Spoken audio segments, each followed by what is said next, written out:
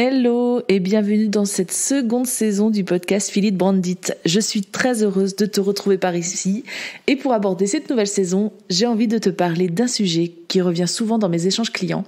Comment définir un objectif de communication et surtout pourquoi? Définir un objectif de communication, c'est essentiel pour orienter ta stratégie de communication digitale.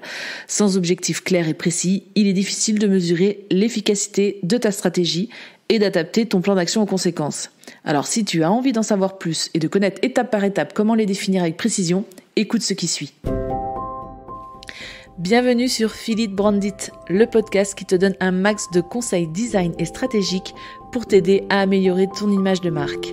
Moi, c'est Delphine, designer de marque chez Philencom. Après des années en tant que graphiste, je me suis spécialisée dans la création d'univers de marque et j'aide désormais les entrepreneurs qui utilisent le web pour se démarquer à créer, imaginer ou à améliorer leur image de marque afin qu'elle devienne un allié puissant et aligné à leurs valeurs, objectifs et ambitions. Si tu souhaites donc améliorer ta communication sur le web, si tu recherches des astuces et de la stratégie pour optimiser ton image de marque, ou simplement si tu souhaites avoir une bonne dose d'inspiration, alors tu es au bon endroit. Seul ou avec des invités, une semaine sur 2, je te partage toute mon expérience et mon savoir pour t'aider à optimiser ton branding et ainsi te permettre d'évoluer dans ton business et déployer ton identité à 360 degrés. Avant de commencer, je t'invite à t'abonner sur ta plateforme d'écoute préférée pour ne louper aucun épisode et à noter, si tu le souhaites, 5 étoiles si ce podcast te plaît. Bonne écoute! Déjà, qu'est-ce qu'un objectif de communication et à quoi ça sert? C'est une définition claire et spécifique sur ce que tu souhaites accomplir. C'est un objectif qui vise à transmettre un message précis à ton audience cible. Cela peut être faire plus de ventes, ou grossir ta liste email, ou simplement acquérir plus de visibilité, etc., etc. Dans tous les cas, un objectif doit être SMART. SMART, c'est la contraction de 5 mots. S comme spécifique, ton objectif doit répondre aux questions suivantes. Qui, quoi, où, quand et pourquoi. Par exemple, au lieu de dire je souhaite augmenter mes ventes, tu peux dire je souhaite augmenter les ventes de ma nouvelle offre de 20% d'ici la fin de l'année. Le M est la contraction de mesurable. Ton objectif doit être quantifiable et mesurable. Cela signifie que tu dois être apte à gérer ta progression vers l'objectif tout au long de la période définie. Par exemple, si ton objectif est d'augmenter tes ventes sur ton offre actuelle de 20%, tu dois être capable de mesurer le pourcentage d'augmentation des ventes au fil du temps. A comme atteignable. Ton objectif doit être réalisable en fonction de tes ressources, de ton budget et de ton contexte. Il doit être un défi, mais il ne doit pas être irréalisable. Par exemple, il n'est peut-être pas réalisable de viser une augmentation de 50% des ventes par exemple. R comme réaliste. Ton objectif doit être pertinent pour ton entreprise et ta stratégie de com. Il doit être cohérent avec ton positionnement sur le marché, ton audience cible, tes produits et services, etc. C'est toujours le même schéma. Par exemple, si ton objectif est de renforcer ton image de marque, tu ne devrais pas opter comme objectif d'augmenter tes ventes de 20%. Mais plutôt d'améliorer de 30% ou plus le nombre de mentions positives sur les réseaux sociaux concernant la qualité de ton offre d'ici la fin de l'année par exemple. Ainsi, tu seras raccord et pertinent car ton objectif t'aidera à augmenter ta part de marché et ta compétitivité sur le secteur d'activité qui est le tien. Et T comme temporairement défini. Enfin, ton objectif doit être défini dans le temps. Tu dois fixer une date limite pour l'atteindre. Cela te permettra de suivre ta progression et de mesurer l'efficacité de ta stratégie mise en place. Si tu ne respectes pas ces critères-là, non seulement ton objectif restera pendant plus ou moins longtemps comme une tâche de fond, mais aussi comme quelque chose que tu ne réaliseras jamais. Crois-moi, pour avoir été très freestyle pendant des années, je peux te dire que sans ces spécificités, tu as de fortes chances de ne pas atteindre ce sur quoi tu t'étais fixé. Pourquoi l'inclure dans ta stratégie globale? Est-ce si important ou nécessaire de l'inclure dans ta stratégie de communication? J'ai envie de te dire que rien n'est jamais obligatoire. Mais je te le recommande fortement pour plusieurs raisons. Cela permet dans un premier temps de te donner une trame de fond dans tes actions de communication. Sans but précis, tu communiques dans le vide. Et sans sens, je peux te l'assurer encore une fois, tu vas vite te décourager et laisser tomber.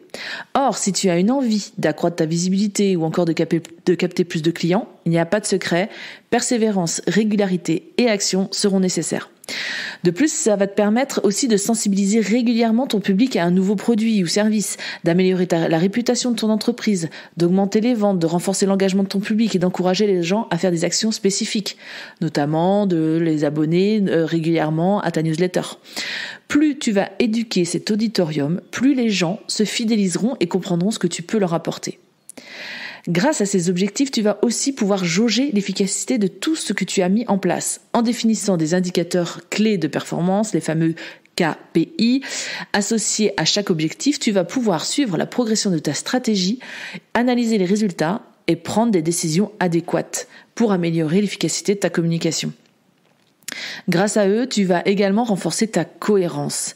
Ils y contribuent en veillant à ce que tous les messages, les actions et les contenus que tu crées soient en accord avec les objectifs de ta stratégie de communication.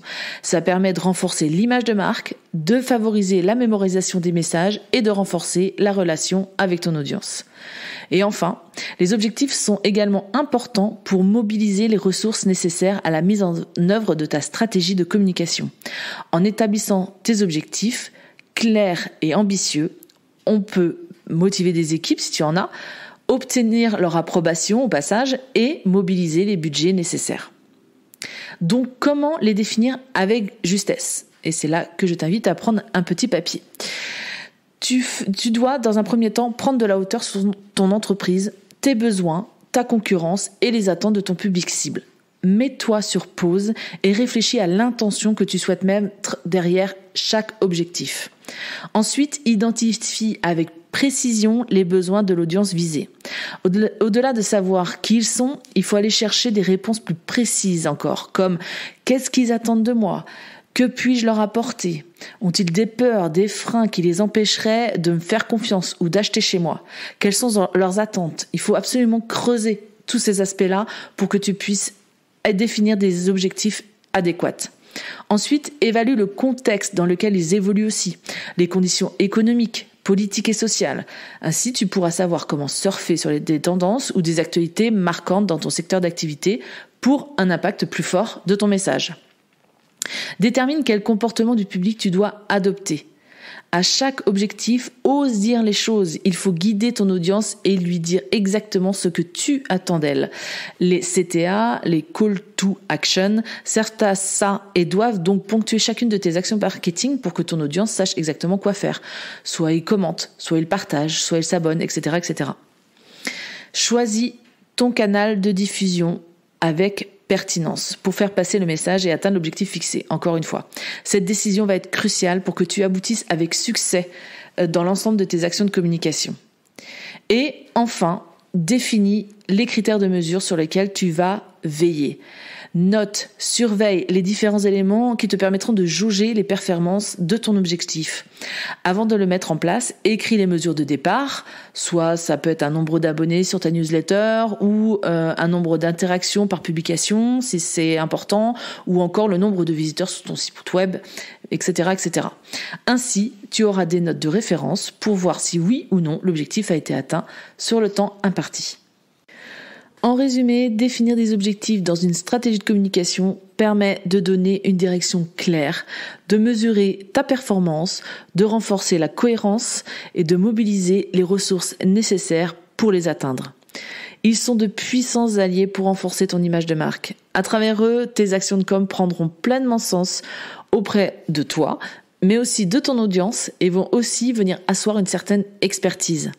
C'est pourquoi il est important de définir des objectifs clairs et pertinents pour chaque stratégie de communication que tu mets en place. Et pour t'aider dans la construction et le suivi de tes objectifs de com, je t'ai préparé un fichier que tu peux télécharger gratuitement dans les notes du podcast ci-dessous. Je t'invite à le télécharger quand tu seras au calme parce que j'ai bien conscience que quand on écoute le podcast, on n'est pas forcément dans les bonnes conditions pour pouvoir écrire et prendre des notes. Mais par contre, il est forcément nécessaire pour avoir un suivi efficace de mettre par écrit toutes les données et toutes tes intentions, toutes les actions que tu vas pouvoir mener pour mener à bien ton objectif par la suite. En tout cas, si tu as aimé cet épisode, si tu as aimé tous les conseils que je t'ai donnés, n'hésite pas à répondre et à m'envoyer un petit message. Je me ferai un plaisir de te répondre. Et si tu le souhaites pour me soutenir, tu peux tout à fait noter cet épisode sur 5 étoiles sur la plateforme de ton écoute, de ton choix. Et je te donne rendez-vous pour le prochain épisode dans 15 jours sur ce podcast. À bientôt.